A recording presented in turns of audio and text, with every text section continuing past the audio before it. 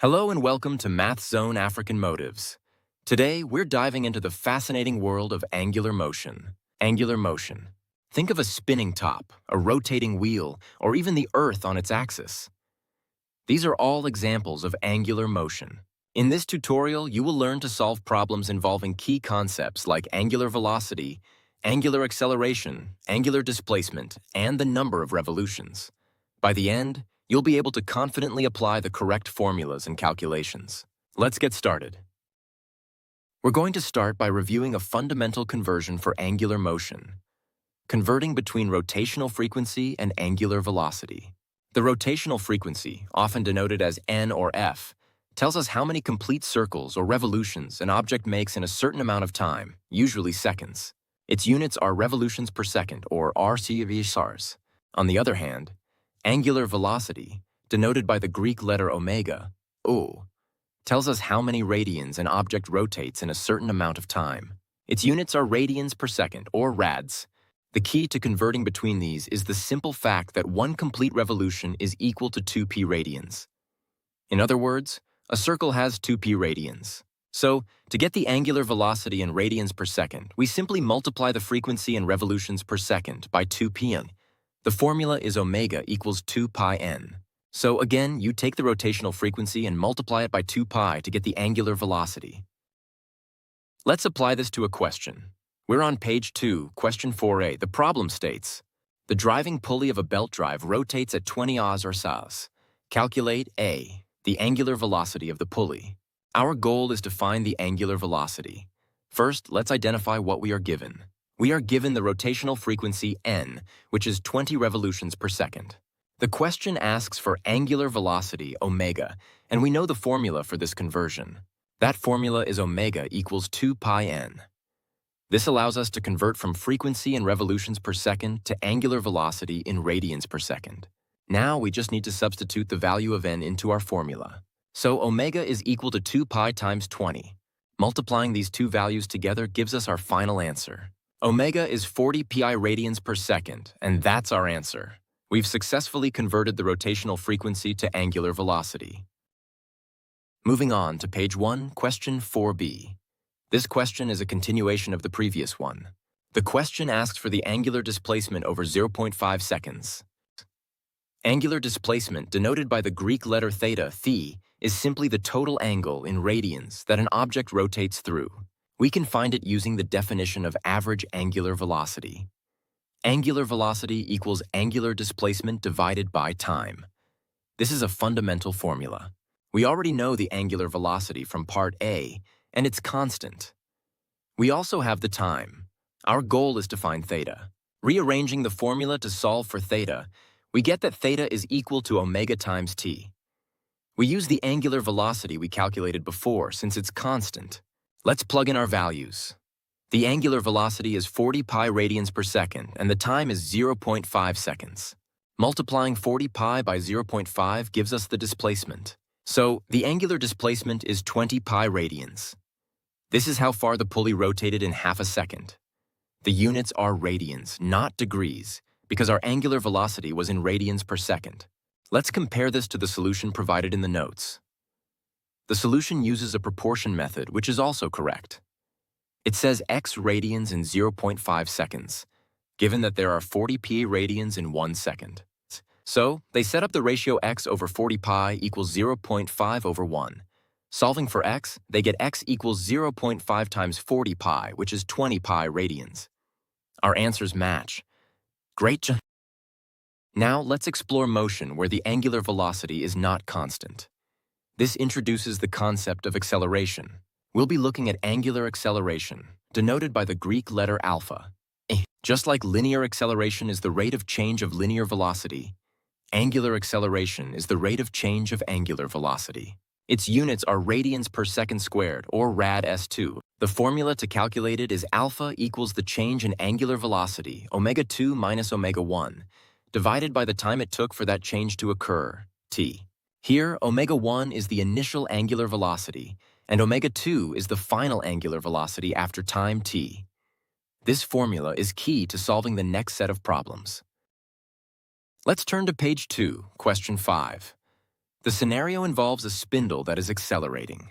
The problem states, a spindle's angular acceleration is 20 rad s2. It accelerates from 15 rad miles min for 5 seconds. We need to calculate 3 things. First, let's list the information we have and, importantly, check the units. We're given the angular acceleration, alpha, as 20 radians per second squared. The initial rotational frequency, n1, is 15 revolutions per minute, and the time, t, is 5 seconds. Notice the inconsistency. Time is in seconds, and acceleration is in radians per second squared, but our initial frequency is in minutes. We must correct this. We need to convert 15 revolutions per minute to revolutions per second by dividing by 60, since there are 60 seconds in a minute. This gives us 0.25 revolutions per second. Great, now all our units are consistent. Now we can solve part A of the question. Part A asks for the initial angular velocity. We have the initial rotational frequency, n1, in the correct units. We just need to convert it to angular velocity. Again, we use our conversion formula. Omega 1 equals 2pn1. Substituting the value for n1, we get omega 1 equals 2 pi times 0.2. 2 times 0.25 is Croydon. So the initial angular velocity is 0.5 pi radians per second. We've found the answer for part A. Let's move on to part B. Part B asks for the angular velocity after 5 seconds. This is a perfect opportunity to use our angular acceleration formula. Remember, alpha equals omega 2 minus omega 1, all divided by time t. We know alpha, omega 1, and t. We want to find omega 2. To make this easier, let's rearrange the formula to solve directly for omega 2. Multiplying both sides by t gives us alpha times t equals omega 2 minus omega 1. Then adding omega 1 to both sides gives us omega 2 equals omega 1 plus alpha times t. This is one of the angular equations of motion, directly relating final velocity, initial velocity, acceleration, and time. It's a very useful formula. Now let's substitute our known values. Omega 1 is 0.5 pi, alpha is 20, and t is 5. Calculating this gives us omega 2 equals 0.5 pi plus 100. This is an exact answer in terms of pi. If the question required a numerical answer, we'd substitute the value of pi. Using pi is approximately 3.14159, 0.5 pi is about 1.571. So the final angular velocity is approximately 101.571 radians per second. We've now solved part B. Let's compare this with the provided solution. It has 100 plus 1.571, which equals 101.571 rad sas. Our answers match perfectly.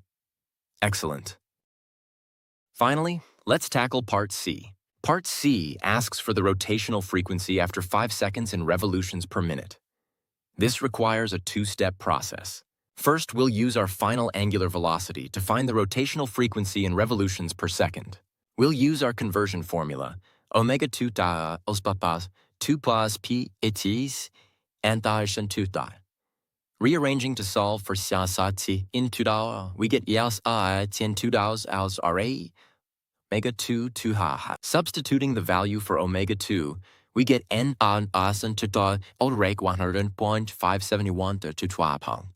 Let's use a calculator. 101.571 divided by 2 divided by pi gives approximately 16.165 revolutions per second. The question asks for the answer in revolutions per minute, so we have one more step. To convert from revolutions per second to revolutions per minute, we must multiply by 60.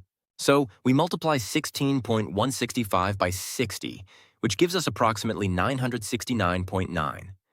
For practical purposes, we can round this up to 970 revolutions per minute.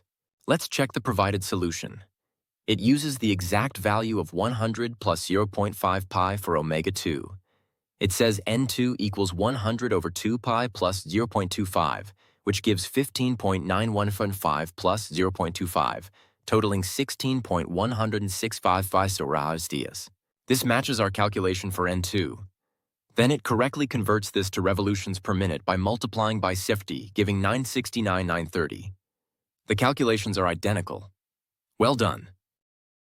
Let's summarize what we've accomplished in this tutorial. We've successfully navigated several key concepts in angular motion. We learned how to calculate angular velocity from rotational frequency using the formula omega equals 2 pi n. We also saw how to determine angular displacement when the angular velocity is constant, using the formula theta equals omega t.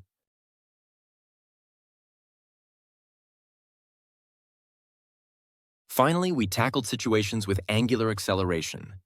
We used the formula alpha equals omega 2 minus omega 1 over t, and its rearranged form, omega 2 equals omega 1 plus alpha t, to analyze changing velocities.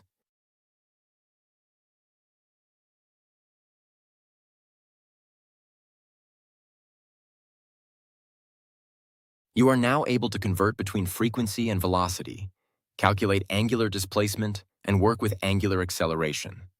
These are the foundational skills for understanding rotating systems. Subscribe for more tutorials from Math Zone African Motives. Keep practicing, and you'll master these concepts in no time. Thanks for watching.